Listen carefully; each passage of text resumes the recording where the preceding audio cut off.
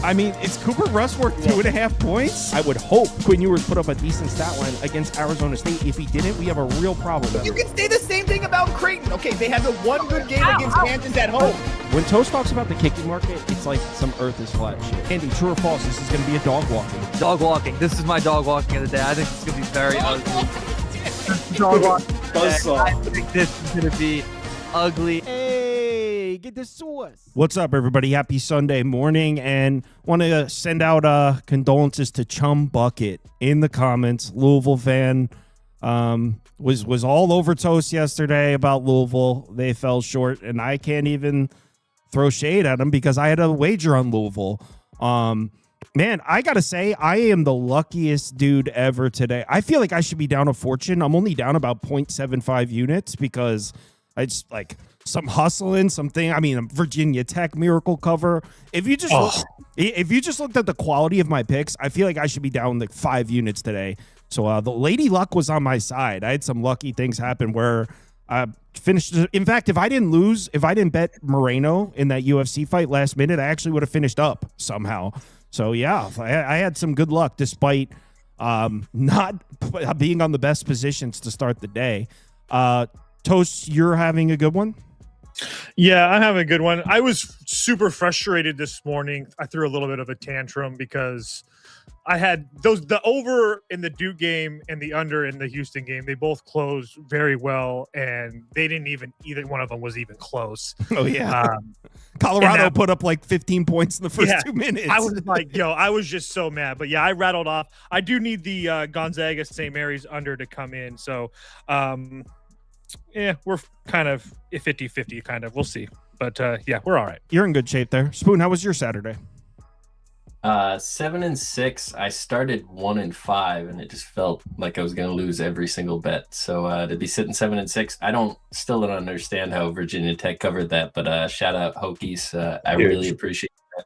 Yeah, I can relate to what Spoon just said. I started off NC State, blew the lead, and I was 0-2. But then I had my biggest bet of the day was the Charlotte Hornets. I had 2 units on that. That saved me. The last minute bet on Arizona, Kansas, I bet the under. That was good. I live bet. Shout out Alabama. Sorry to interrupt you. That was a huge comeback. Another one. That's why it feels like I should have got smoked because my wins all felt like losses at one point. So, yeah. And then, because I know exactly how you feel, because then it's like, oh, we bet Villanova as well, and they got crushed. And you're just like, oh, that was a terrible bet. And Arkansas smoked. Oh, yeah. My wins all felt like losses, and my losses lost by 30.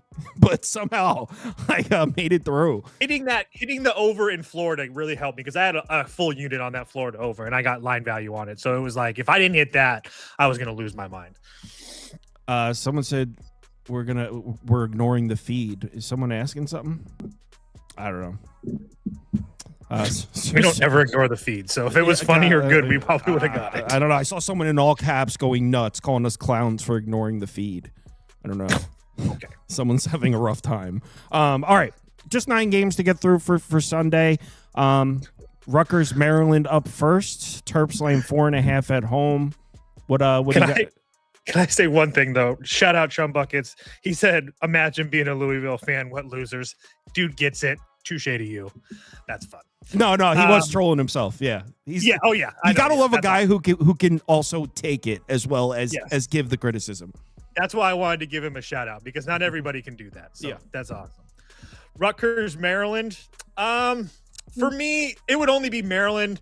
I don't think that either one of these teams should be laying points, though. So I really can't I'm not going to bet it. But Maryland at home and Rutgers on the road. Again, it's just me picking Maryland at home. They've been somewhat decent at times at home with the Rutgers win the Iowa win and the Washington win lately. So maybe they're fighting for a little bit of something. But regardless, I don't think you should be laying points. But at the same time, Rutgers outside of the rack is not something I want to deal with in any way, shape, or form. Spoon, any thoughts on this one? Neither of you guys checked it. I didn't spend much time with this game at all. What he said there with Rutgers away from home, I know it's a big number for Maryland, but I just lean Maryland here. But I mean, 2 possessions is a lot for this team. I'm not going to bet it. I have no interest at all in this one. So let's move on to the next one. Tulane, South Florida. Toast, you selected this game? Yeah.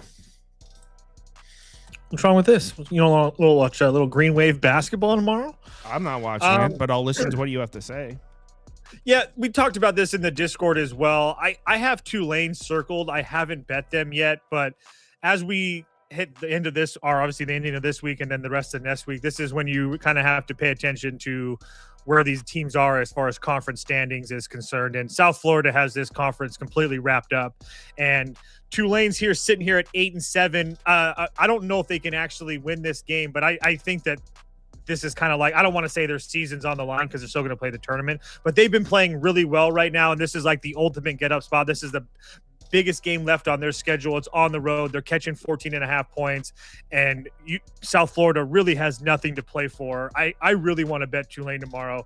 I was hoping I could get Spoon's stamp of approval on that. Someone in the group chat, MKZ is on Tulane. Yeah, MKZ's on Tulane as well.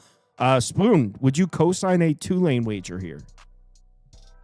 So I think South Florida still has stuff to play for. There's 3 games left. They only have a 1-game lead in the conference. So even though they're in first, I don't think they're actually going to just kind of give up, lay an actual egg. I do think this number is a little bit big. I think it should be closer to maybe 11.5. I'm not trying to get in front of South Florida. This is a Brian Hodgson offense, similar to what Alabama runs. He used to be an assistant coach there, and they're absolutely on a roll right now. I don't see any reason they can't blow Tulane out tomorrow, so I won't be on it. But this number is a little high. Yeah, I'm good here. Wine Time Sport. Yo, did Minnesota win for him? Oh no, he's UCLA. Which one? I know he was rooting for one of the teams. He's UCLA. He's UCLA. So he was right. He doesn't always match UCLA though. He was UCLA, but he was telling us to fade UCLA. That's what it was, right? Sounds right. Who won that? Minnesota. So he was right. He knows. You want a quick West Coast stat for you guys? UCLA in Big 12 play since joining the Big 10 in the Pacific time zone, 21-3. Anywhere else in the country, 3-11. Wow. So Mick Cronin, him on the West Coast, fade him on the East Coast. So what Mick Cronin was saying about his team, it was accurate. Yeah, absolutely. Speaking of Big Ten, Mobley's back for the Buckeyes here. Spoon, this is a tough one for you. This is a tough. Oh, what are you saying? But Tilly's hurt, so that negates Mobley coming back. Well, it doesn't negate it. I would rather I need Tilly before I need Mobley, personally. Well, you haven't watched enough Mobley play enough, honestly. Mobley's the type of guy that can change a game. Because I wasn't there the first time you ever watched him play and fell in love with him. I wasn't there to witness it, but yeah. Well, he's a game changer. So, Spoon, I agree, he's very good. Spoon, this is a tough one for Spoon. He very openly hates Ohio State and their coaching decisions. He also very openly hates Purdue and pretty much everything that Purdue represents. So, Spoon, the number's at 6. What are your thoughts on there's actually 6.5s open, but Circa and Pinnacle have 6. Well, actually, Pinnacle was at 5.5, went up to 6.5, then down to 6. So what do you think about this number? I think it's a little bit big. I think Ohio State has been pretty chippy versus Purdue over the last few seasons under Diebler, and I think this is a good spot at home for them to possibly get a win. Diebler definitely on the hot seat right now. Kind of could use it. There's no bigger win he could get before the end of the season than this one. Getting a couple players back from injury in the last few games. Tilly is huge inside, though, so losing him is not great. Purdue still has size inside, even with Edey gone. Oscar Clough is very difficult to deal with. I think this is an Ohio State spot. I'm not going to get involved with it. Really? It just wouldn't surprise me at all to see Purdue drop this game, Ohio State get a big win, and just extend Diebler for 2 more years. And there's your tinfoil hat. Well, he did throw it some tinfoil hat at the end of that. So, Spoon, wouldn't you say that you would see more of a Purdue laying an egg rather than Ohio State showing up? Would you agree with that? Yeah. Okay. Toast, what do you agree with that? Yeah, I want to play Ohio State. I watched 12 minutes of Diebler talking today, trying to get an idea of what we were going to see out of Tilly, and I can tell you exactly what he said. The girl asked him what the injury situation was with him because he talked about them. The previous question was with Thornton, Royal, Mobley, and Tilly, without one of them in the lineup, they're like 2-5 versus top competition or major level competition or some bullshit stat like that. But regardless, he talked about Tilly. He said, well, you'll see when we see at practice today.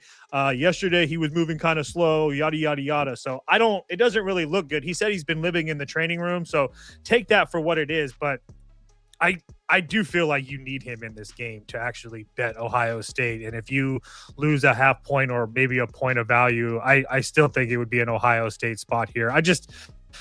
I don't know. I'm not in love with this Purdue team. I do think that they're still a team that's capable of making a run in this tournament at times because they are good. But this is Big Ten play, and they're on the road, and this is a lot of points here against a team in Ohio State with Diebler that's had some success. Now, let's not forget. I think the biggest win of Diebler's career last year was probably in January when they beat Purdue or whatever that was, what month it was in Purdue at home. So, I don't know. It would only be Ohio State for me. I would need to make sure that Tilly is actually playing for me to actually bet it.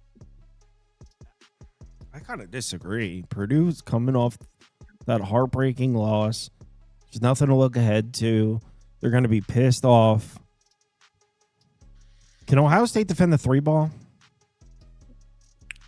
I'm pulling it top of my head. I can tell you. I can tell you. In conference play, they're pretty good in conference play. Top 4.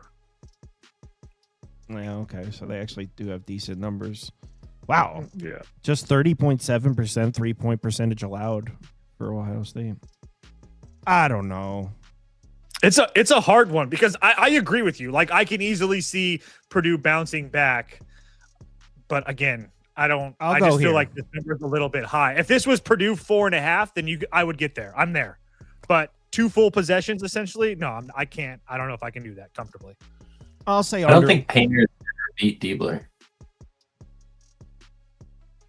That's kind of an interesting stat. I wouldn't have expected to see that. What? He's never beat him? Well, he's only been there for a couple of years now. And yeah, they beat Purdue on the road. They beat Purdue on the road in Mackey last year. So Painter's never beat this guy? No, I'm saying it's the other way around. It's 3 games only, but I don't see a win for Purdue over Ohio State since Diebler took over. Oh, yeah. Yes. Halfway through the 2024 season, he beat him last year, and then Purdue's lost three consecutive games to Ohio State. Am I hearing that correctly? That's what it looks like, right? No here. way. I was trying to It's 2 straight. It's 2 straight. 24, 25, and then 23. Purdue beat them twice, 3 times. Oh, yeah, he's not Purdue, dude. I'm not. But that was under Chris Holtman, the last loss. I'm good on this one. Iona Manhattan, Spoon. This is definitely an Iona spot. You can get Iona -2 right here. Coming into this season, it looked like Iona had a good shot to be among the contenders to win the regular season title in the MAAC. That didn't come to fruition. They definitely had a lot of struggles on the road early on. Coming off a couple better performances, I think coming into the conference tournament, this team's going to be playing at their highest level. That they have the most NIL money in this conference. They have some of the best players. Whether they want to play for this coach or not, they're going to be showing up here at the end of the season because they're going to be looking to play for other teams next year, if not this one. So I think this is a good spot for Iona to show up. Manhattan has really played kind of subpar basketball the second half of the season. I like this spot for Iona. Did you look at this, Toast? No. I'm good.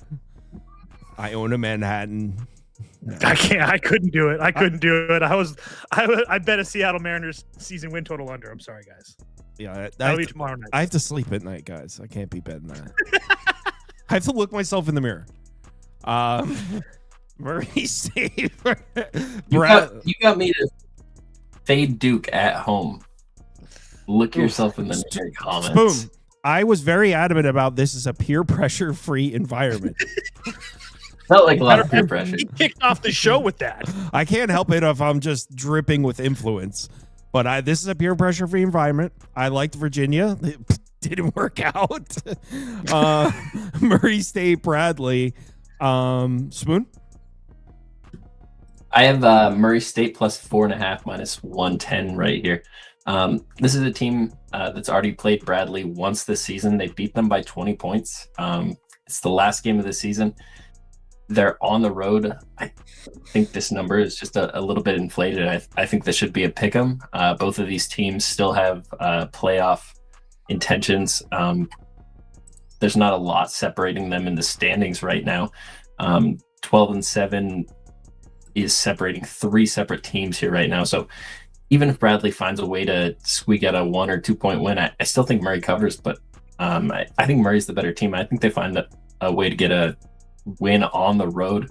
Bradley's been dealing with injuries since the last time they played Murray, and I mean, in that game they lost by 20 points. I think this is a great spot. Lane Taylor, their starting point guard, was out in the last game. He's been dealing with a little bit of a calf injury. It's been going on for 3 or 4 games. I wonder if maybe that's baked into this number to make Murray all the way to 4 points. But everything I can tell, they played Evansville in the last game, so it was more of a rest situation after trying to reduce his minutes. I expect him back for this big matchup. Sports scientist Jacob pointed out in the comments that it's Bradley's last home game. I would assume that means senior day, right? Does that mean anything to you guys? Could be. I don't know. I believe Bradley had their senior day already. Oh, okay. So sports scientist Jacob is lying then. Maybe. No, he didn't say it was senior day. He said it was their. Let me apologize. He didn't say it was senior day. He said it was their last home game. I look down in the comments. I see Mr. Weskers. These people sicken me, by and large. No idea what he's referencing. Michigan State, Indiana. Back to the Big Ten. Hold on, really quickly. I just want to point out that Murray State has 5-5 on the road this year, but most of those losses, they had one bad game versus Drake. All the other losses, SMU, Northern Iowa, Belmont, and Illinois State, all those teams are better than Bradley, in my opinion. And most of them significantly better than Bradley. So I'm not really worried about them being on the road. That's all I wanted to add. Oh, you like Murray State also? Yeah, I didn't bet it yet, but now that I see that Spoon actually bet it, I will. That number should be like closer to 2.5 tops. I didn't understand a 4.5 being out there. No, I'm not doing it. I got 3 NBA bets. All of them are already sitting with 5% CLV. I'm not going to get peer pressured into betting Murray State. Michigan State, Indiana. Let's talk Big Ten. Sparty laying 3.5 on the road. This is kind of disrespectful to the Hoosiers, if you ask me. I really want to play Indiana. I want to take the 3.5. I think it's an obvious letdown spot. I don't, especially if you're watching this show late at night on a Saturday night, that you know that Sparty has played really well, beating UCLA, Ohio State, and obviously the big game against Purdue has 7.5 point or 8 point dogs, whatever number you got, winning in Mackey, and then now another road game a few days later against an Indiana team that's been up and down, I guess, this season. Seemed like they played well for a month after losing to Michigan State and Michigan. And then the last 3 games, Illinois, Purdue, and Northwestern taking losses. But I really expect them to bounce back here. They should be able to limit Michigan State in transition. They've been doing that good this year. They're one of the more experienced teams, or the most experienced team in the conference. I think that, and Indiana at home, I expect them to be able to shoot well like they have been all year. I just feel like they can keep this game close. And this is kind of like, this is kind of like a make it or break it game for Indiana, who's sitting there in the middle of the Big Ten Conference. Ohio, all these teams play tomorrow, but at 8-9, being that 9-8 would be just absolutely huge with them, because if not, they're in this group with Minnesota and USC and Washington and stuff like that, and that's not where you're going to want to be. So I think you're going to max out effort. I think it's going to be a sold out rocking place at Assembly Hall tomorrow. I haven't bet Indiana, but I really, really want to, if anybody wants to do it with me. Wine Time Sports is also on Indiana. Okay. Trevor Vandenbosch, a.k.a. TV Jones, is in the comments. Here we go. Not on the show, but in the comments, which is pretty on par for Trevor. He's in the comments, and he said, and I quote, Assembly Hall on a Sunday? Yes, please. Like, what is that? Where does that like compare in ranks to Friday? Because I know Friday is big for him too. No, that's Stevie Jones' thing. He says the day of the week as if it's like something. Like, Assembly Hall on a Sunday? Like what? The day of the Sabbath? What's significant about Sunday?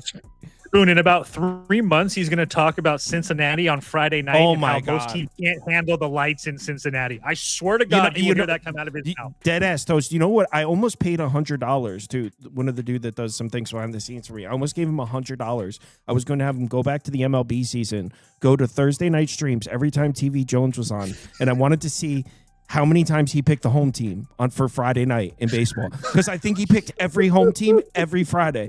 And every single time it was like, Friday night?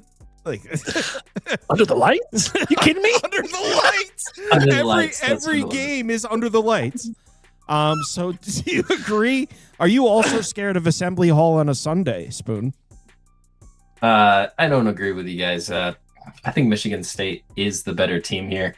The number is a little bit drastic. Like, they were just huge dogs to Purdue on the road. Yeah, they pulled that game out, but I mean, it's a huge shift in the number. Obviously, Indiana doesn't command the same value that Purdue does, but I mean, before this 3-game loss streak, everybody thought of Indiana as a much better team, so maybe there's some recency bias built into this line. I think Michigan State wins this game. I'm not going to be involved with it. So sports scientist Jacob pointed out it was the jerseys. So in baseball on Friday nights, the home team wears a specific jersey, like a color rush. And that's what he bet those teams that were wearing those jerseys. This is not a joke. He really did that all season. Oh, yeah, that's dead serious. And every single time pitched it as if it was like an edge. All right. I hope you had a good night, TV Jones. We love you. He's trashed right now. Depaul Marquette. We already know. When I read the comment, I imagined him drunk in an Uber, being like, No, he's probably at his girlfriend's friend's house that he didn't want to go to, but he got peer pressured into it, and he's probably in the corner watching this on his phone. I forgot he got married, or acts like it at least. Yeah, he got married in spirit. Depaul Marquette. Let's talk about the Big East. I like the way Marquette's playing, but I also laying more than a possession to this DePaul team is a suicide mission, if you ask me. I'm all ears. What do you guys think?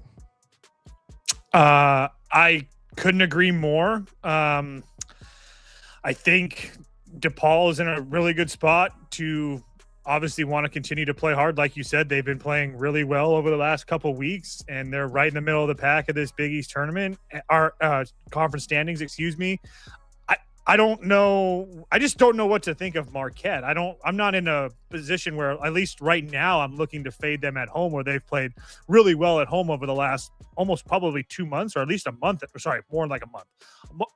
Yeah, a little bit more than a month. But regardless, their only home loss in that time was against St. John's. But Butler, Creighton, Providence, Xavier, they've beaten all those teams at home. So I think they're more than capable of doing it. It's just that, as Sauce would say, you have to look yourself in the face in the morning and ask yourself, do you really want to lay 4 with Marquette? My answer is no. I made this 2.5, Marquette minus 2.5. So I guess by my numbers, I would lean DePaul, but I'm probably not going to bet this. Yeah, it's tough because Marquette is definitely playing better for sure. We've talked about that before. Spoon, you have talked about it before as well. You had said probably about 3 weeks ago that you expected Marquette to be better in the second half of the year. What do you think? Do you think 4 is about right for this one? I was just kind of curious if it was senior night here for Marquette or not. They have 2 home games left, so it would either be here or versus Connecticut. A lot of times it's not the last game of the year, so I almost expect it to be this. A lot of times there's a little bit of a crowd bump for this. Marquette's got a nice environment. I think this is a Marquette spot for me. DePaul is not a team I've been looking to back on the road. Obviously, they're won back-to-back games on the road. I think Marquette is kind of undervalued here late in this season. They're playing better basketball. That win versus Georgetown, very commanding. St. John's 6-point loss, nothing to be ashamed about there. I think Marquette's a pretty good basketball team. I could see them winning this game by more than a few possessions. I think they're retiring somebody's jerseys. Yeah, it is senior night. Dwayne Wade? No. If they retired Dwayne Wade's jersey, we would have to lay it. Well, who else would they be retiring? It's somebody I don't even know. Hold on, I can tell you in 2 seconds. So who cares? I agree. What's the date? I'll put over up. I can't find anything I like on this one. I'm just gonna stick. Yeah, it's ridiculous. I'm gonna stick to my NBA bets, unless we find Marcus Howard jersey retirement night. Oh, the Marquette legend. Belmont, Illinois State. Spoon, did you look at this? Like, should we? I just have I don't have a lot of questions, but I really want to play Illinois State here. I think this is like a huge gain for them, but I'm not in a position where I'm looking to fade Belmont at home in Belmont in general, in very many spots. So am I crazy that I want to play the home team in a short number against a much better team? So I went back and forth with this game because I think it all comes down to motivation. If Belmont comes out there and puts everything on the table, I think they win this game by more than a couple of possessions. I think this number kind of reflects that Belmont will kind of have a letdown here. They've already wrapped up this Missouri Valley Conference, and Illinois State still has positioning to play for.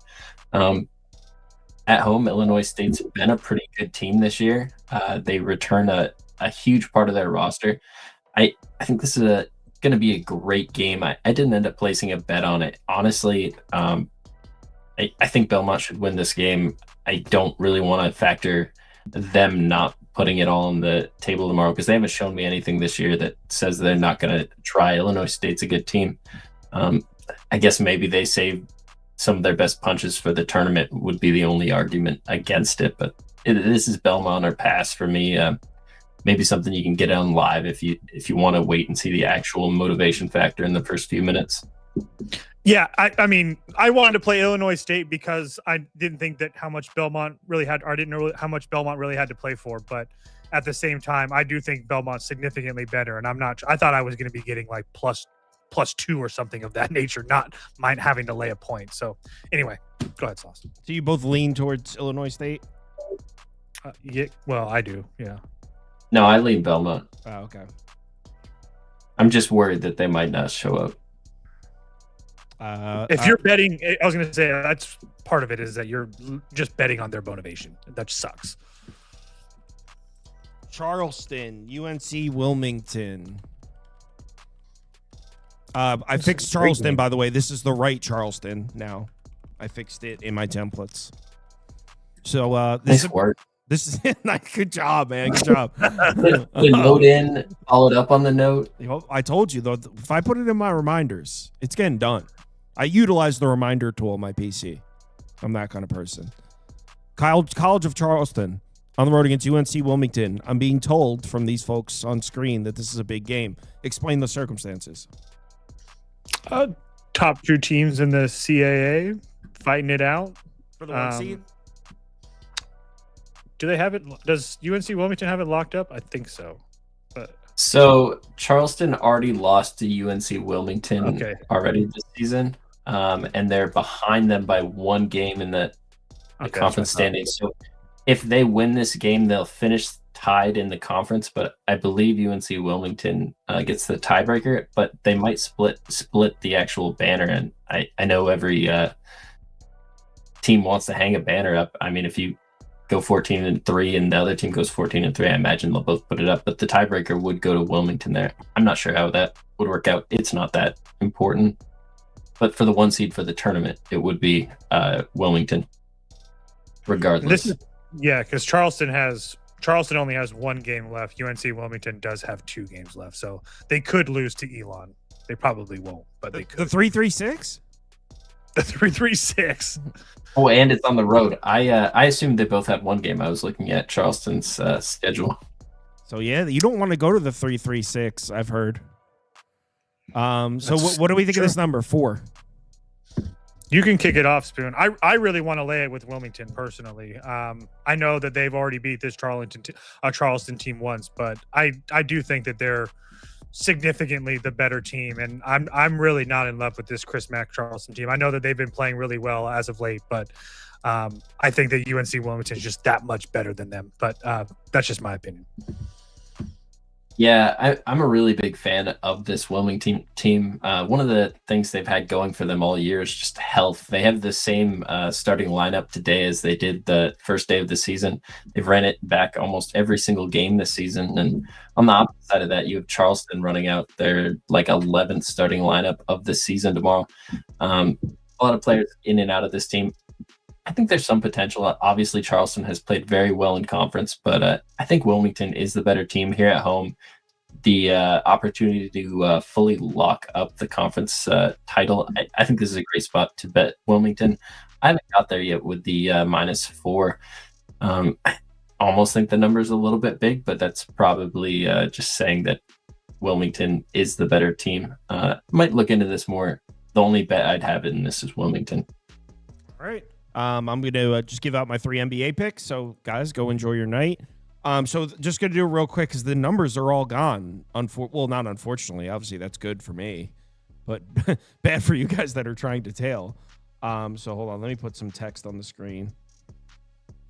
So for those of you that are interested in just knowing what they are, and then maybe you want to take this information and... Why does this text look terrible? Whatever. Not important. Let's just type them out. So the first bet I have Denver money line, but I got -120. So it's like -145 now. I made the fair for that game 3. So you could still get a Denver -2.5. So that is still slightly lower than I make the fair. So might be, if you trust my fair price of Denver -3, might be a little bit of edge left there on Denver -2.5, but that's what I bet. Denver -120. Next up, my bet was, what did I place next? Oh, I placed Orlando +6.5, but it's at 5.5 now. And 6 is a key number, so that's significant. I make the game about 4.5, 5, so maybe a little bit left there. On Orlando, I probably would still bet it at the 5.5. It's mostly at a juice 5.5 now. I honestly think Orlando could win the game. Suggs is in the starting lineup. It doesn't look like he's on a minutes restriction anymore. We've talked about that a bunch of times. When Jalen Suggs is in the lineup, maybe he's not an all-star caliber player, but no question Orlando plays at a different level on both sides of the ball. They also move a bit faster. So I wouldn't hate an over either, 220.5, because when Suggs is on the floor, they average 3 more possessions per game in the games that Suggs plays. So I wouldn't hate an over there as well. But I bet Orlando +6.5. I think that comes down to the last possession. And then the last NBA bet that I placed was, this one, sports scientist Jacob deserves the credit for this one. So he grabbed the Clippers at 6.5, and I looked and decided I didn't like it. Then Zion Williamson left the game tonight with an injury. So this is on top of Trey Murphy, DeJounte Murray. I mean, Pelicans, they already have some issues going on right now. They just played a game earlier tonight in the elevation in Utah. They immediately have to travel to L.A. to play a rested Clippers team, a Clippers team that should have Garland making his debut. Kawhi Leonard, I believe, is in taking off the injury report here. So they're on a back-to-back, most likely no Zion, most likely no Trey Murphy, most likely no DeJounte Murray, on a back-to-back flying to L.A. to play a rested Clippers team with Garland and Kawhi, and this is going to be the Clippers in the best shape that they've been in a while. So I got -6.5. Sports scientist Jacob actually got a flat 6. It's up at 8.5 now. So I don't know if I would still bet it at 8.5, but those are the 3 NBA bets that I have in pocket right now. All right. Thanks everyone for watching. Have a great, go enjoy the rest of your Sunday evening. Talk to you all tomorrow. Later.